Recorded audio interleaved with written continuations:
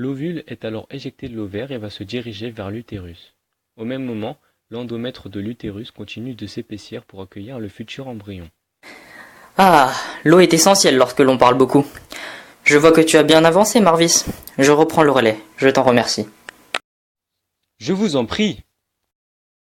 Il vient de vous expliquer le déroulement du contrôle hormonal durant l'ovulation, c'est cela? C'est cela, oui. Bien, après l'ovulation, c'est la phase lutéale. L'hypophyse continue de produire deux hormones, LH et FSH. La LH va permettre le développement du follicule mûr, transformé en corps jaune, dans l'ovaire. Le corps jaune va produire principalement de la progestérone, qui maintient l'endomètre en état jusqu'à l'arrivée de l'embryon dans l'utérus. Les concentrations en œstrogènes sont moindres et le rétrocontrôle redevient négatif. Là, deux cas de figure se présentent à nous. Si l'embryon s'implante dans l'endomètre, le corps jaune est maintenu et continue de produire de la progestérone pour entretenir l'endomètre au début de la grossesse. Sinon, il se détruit. La production de progestérone baisse, ce qui entraîne la chute de l'endomètre et l'apparition des règles, qui signalent un nouveau cycle.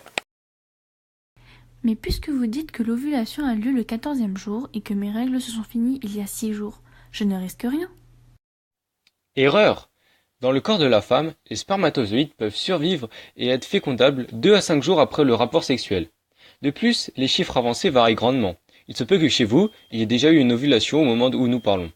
S'il y a eu une ovulation, vous avez environ 72 heures avant que l'embryon n'atteigne l'utérus. Mais qu'est-ce que je vais faire? Ne vous inquiétez pas. Allez chez un médecin ou un gynécologue pour qu'il vous prescrive une pilule d'urgence. Tout ira bien. C'est vraiment efficace? À 0,3% près. En fait, la pilule d'urgence est composée d'une molécule, la lévonorgestrel, en assez grande quantité.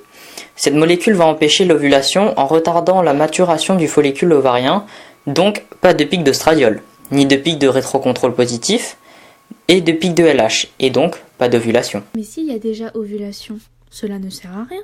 Si, puisque cette molécule agit sur plusieurs cibles. Elle a aussi une action sur l'endomètre, en le rendant impropre à l'implantation de l'embryon.